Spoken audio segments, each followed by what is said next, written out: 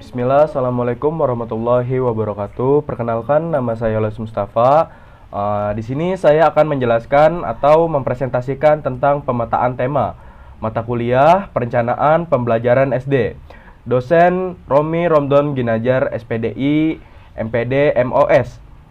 Kelompok 3, semester 4, Fakultas Keguruan dan Ilmu Pendidikan Universitas Muhammadiyah Tangerang. Adapun rekan-rekan anggota kelompok saya yaitu Hasanah Dwi Wahyuni, Gilang Ramadan, dan saya sendiri Lois Mustafa.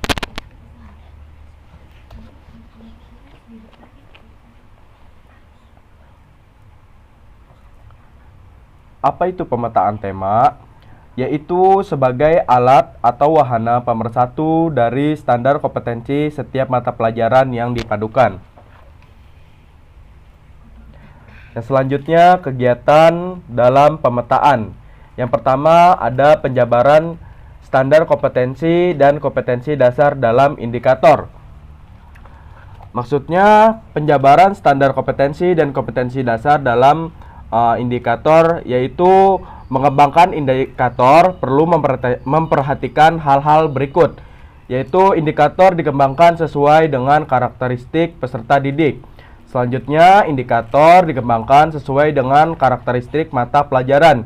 Selanjutnya, dirumuskan dalam kata kerja operasional yang terukur dan dapat diamati. Yang kedua, ada menentukan tema. Terdapat beberapa hal dalam menentukan tema, yaitu sebagai berikut. Yang pertama, ada pemikiran konseptual, yaitu pemikiran konseptual. Pemikiran konseptual tema yang baik tidak hanya memberikan fakta-fakta kepada siswa, namun tema yang baik bisa mengajak siswa untuk menggunakan keterampilan berpikir yang lebih penting. Yang kedua, ada pengembangan keterampilan dan sikap. Maksudnya, apakah tema yang sudah disepakati bisa mengembangkan keterampilan siswa, misalnya keterampilan berpikir, berkomunikasi, eksplorasi, berorganisasi. Yang ketiga, ada kesinambungan tema. Maksudnya menjelaskan bahwa tema yang baik bisa mengakomodasi pengetahuan awal yang dimiliki siswa sebelum belajar tentang sesuatu yang baru. Nah, yang keempat, materi belajar utama dan tambahan. Maksudnya materi dan sumber pembelajaran tematik bisa kita bagi menjadi dua sumber. Dan materi yang pertama yaitu yang utama dan tambahan. Contoh sumber atau pemateri profesi atau kompetensi dasar dalam bidang tertentu. Tempat-tempat yang bisa dipelajari, suasana dalam belajar di kelas atau lingkungan, dan yang terakhir komunikasi. Nah, slide selanjutnya akan dibacakan oleh rekan saya yaitu Hasanah Dwi Wahyuni. Nama saya Hasanah Dwi Wahyuni. Saya akan menjelaskan tentang pemetaan tema dalam pembelajaran tematik terpadu. Pemetaan tema dapat dilakukan dengan berbagai cara. Untuk menentukan tema tergantung dari situasi dan kondisi, karena pada dasarnya pembelajaran tematik bergantung pada situasi dan kondisi kelas, sekolah, guru, atau lingkungan, sehingga prosedur penentuan tema disesuaikan dengan situasi dan kondisi tempat. Nah, jadi menentukan tema dapat dilakukan dengan dua cara.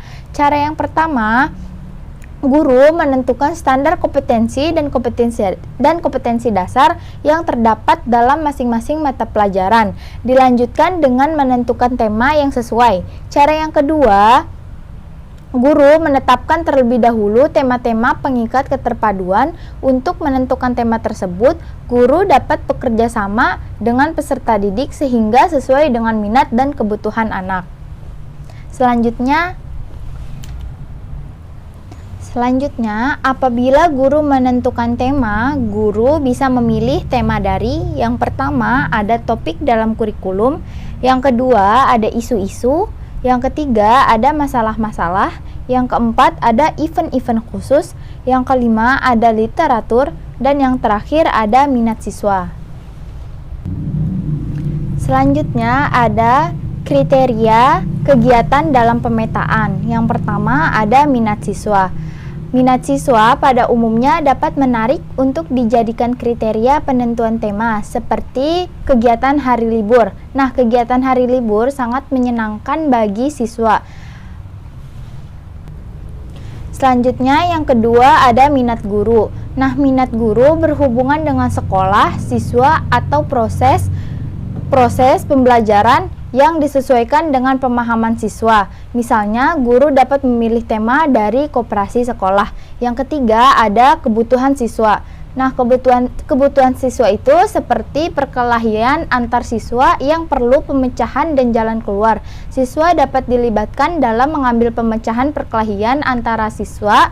Oleh karena itu, perkelahian dapat dijadikan sebagai tema.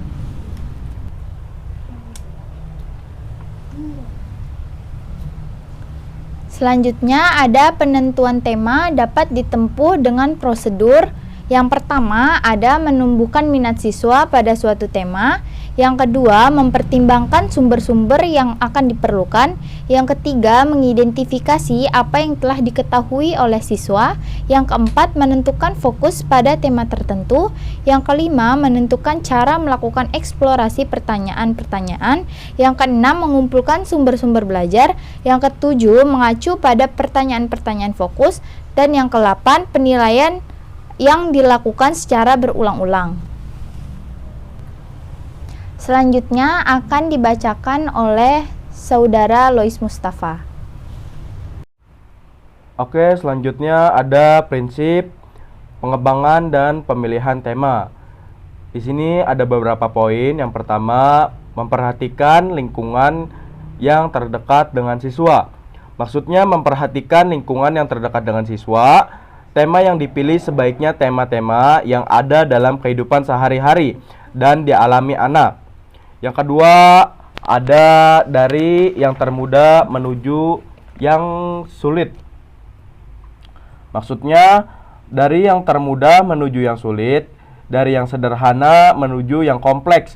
Pada tahapan usia sekolah dasar, cara anak belajar berkembang secara bertahap, mulai dari hal-hal yang sederhana ke hal yang lebih kompleks. Tiga, ada dari yang konkret menuju abstrak. Maksudnya, dari yang konkret menuju abstrak, anak tidak belajar hal yang abstrak, tetapi belajar dari fenomena kehidupan dan secara bertahap belajar memecahkan problem kehidupan. Dunia anak adalah dunia yang nyata. Yang keempat, ada tema yang dipilih harus memungkinkan terjadinya proses. Maksudnya, tema yang dipilih harus memungkinkan terjadinya proses berpikir pada diri siswa dan membangun pemahaman konsep karena adanya sinergi pemahaman antara konsep yang dikemas dalam tema. Selanjutnya ada ruang lingkup tema.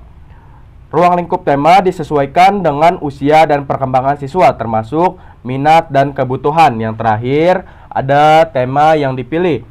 Maksudnya tema yang dipilih menurut dapat mengembangkan tiga ranah sarana pendidikan secara bersamaan, yaitu kognitif, konseptual, dan yang terakhir keterampilan. Oke, slide selanjutnya akan dibacakan oleh rekan saya, yaitu Gilang Ramadan. Saya Gilang Ramadan ingin menjelaskan tentang prosedur pemetaan tema.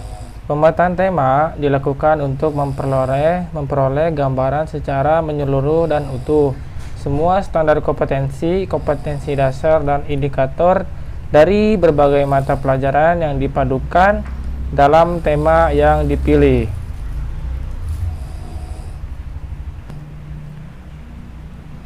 Menurut tim Puskur, Departemen Pendidikan Nasional, prosedur pemetaan tema dapat dilakukan dengan yang pertama, penjabaran standar kompetensi dan kompetensi dasar ke dalam indikator, melakukan kegiatan penjabaran standar kompetensi dan kompetensi dasar dari setiap mata pelajaran ke dalam indikator. Dalam mengembangkan indikator perlu kita perhatikan hal-halnya, yaitu yang pertama, indikator dikembangkan sesuai dengan karakteristik peserta didik.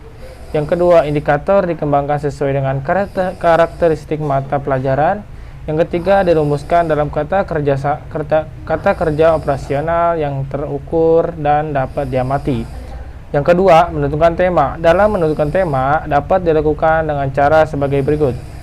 Yang pertama yaitu mempelajari standar kompetensi dan kompetensi dasar yang terdapat dalam masing-masing mata pelajaran.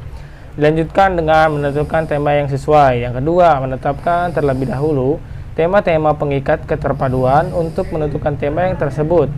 Guru dapat bekerja sama dengan peserta didik sehingga sesuai dengan minat dan kebutuhan anak. Yang ketiga yaitu identifikasi dan analisis standar kompetensi, kompetensi dasar dan indikator. Disesuaikan dengan setiap tema sehingga semua standar kompetensi, kompetensi dasar dan indikator terbagi secara habis. Sekian dari kelompok kami, kurang lebihnya mohon maaf. Wabillahi taufiq wal hidayah. Wassalamualaikum warahmatullahi wabarakatuh.